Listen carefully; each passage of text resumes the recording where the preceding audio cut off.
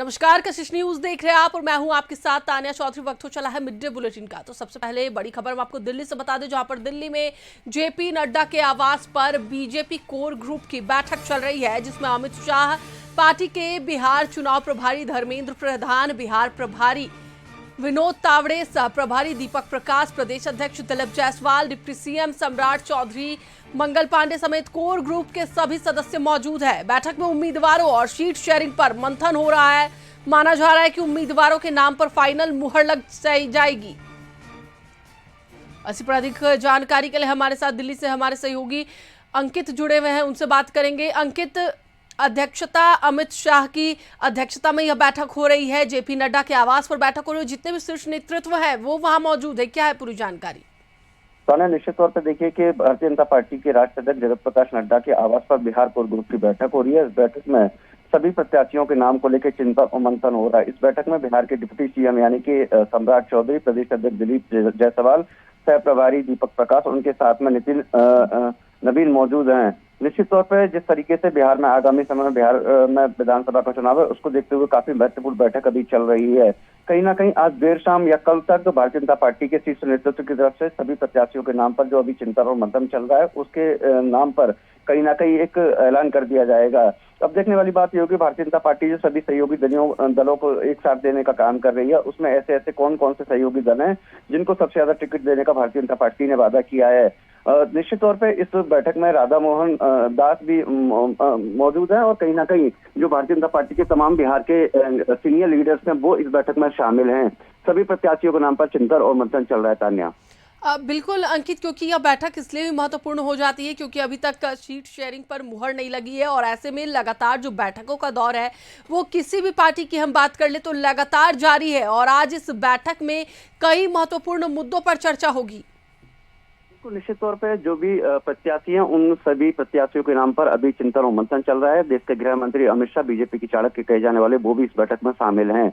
और जब अमित शाह किसी भी राज्य में चुनाव होता है तो एक प्रोटोकॉल होता है और कहीं ना कहीं उसके गाइडलाइंस का पालन करते हुए सभी पार्टी के बड़े नेता बैठते हैं और अपने अपने सुझाव गृह मंत्री या राष्ट्रीय अध्यक्ष के सामने रखते हैं। उसी को देखते हुए काफी महत्वपूर्ण बैठक चल रही है और कहीं ना कहीं आज देर शाम तक उन सभी प्रत्याशियों के नाम का ऐलान भी क्या कर सकती है भारतीय जनता पार्टी। तान्या, चलिए हमारे साथ बने रहे अंकित। तो एक बार फिर से आपको बताते चले कि बीजेपी की कोर कमेटी की बैठक हो रही है, जिसमें अमित शाह की अध्यक्षता में यह बैठक है। जेपी नड्डा के आवास पर यह बैठक चल रही है। और दिल्ली से दूसरी बड़ी खबर यह है कि लोजपा रामविलास की भी बड़ी बैठक चल रही है। अब केंद्रीय संसदीय बोर्ड की बैठक होगी, प्रत्याशियों के नाम पर मंथन होगा और सीट शेयरिंग पर भी चर्चा होगी। तो बड़ी खबर मैं आपको दिल्ली से बता दें, एक और जहां बीजेपी की बैठक चल रही है, वहीं दूसरी ओर एलजेपी आर की भी बैठक दिल्ली में होने वाली है और संसदीय बोर्ड की यह बैठक है जिसमें विधानसभा चुनाव के लिए प्रत्याशियों के नाम पर मंथन होगा। देखिए यह बैठक जो है वो शुरू हो गई है। लोजपा रामविलास की जो बैठक है वो शुरू हो गई है। यह केंद्रीय संसदीय बोर्ड की बैठक है। सभी सांसद इस बैठक में मौजूद हैं और हमारे साथ हमारे दिल्ली से संवाददाता अंकित जुड़े हुए हैं, उनसे बात करेंगे। अंकित, इधर बीजेपी की बैठक और अब लोजपा रामविलास की भी बैठक दिल्ली में चल रही है, जिसमें सीट शेयरिंग पर चर्चा होनी है, प्रत्याशियों के नाम पर मुहर लगनी है।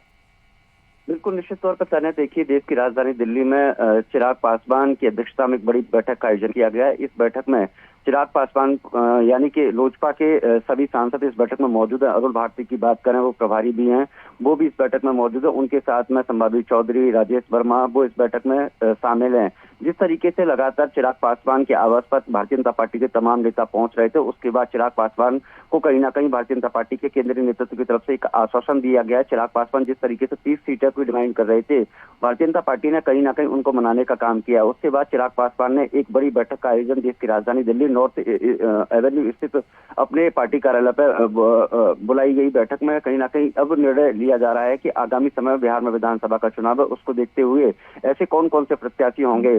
चिराग पासवान की तरफ से कहीं ना कहीं प्रत्याशियों के नाम पर मोहर लगा दी गई है, लेकिन सभी सांसदों के साथ एक संसदीय दल की बैठक का आयोजन किया गया है, जिसमें तकरीबन 11 बजे से सभी सांसद पहुंचे हुए हैं और लगातार बैठक का दौर जारी है। ऐसे में चिराग पासवान के सभी सांसद हैं, वो अपने अपने लोकसभा क्षेत्र में कौन कौन से ऐसे प्रत्याशी होंगे उसको लेकर चिंतन और मंथन कर रहे हैं।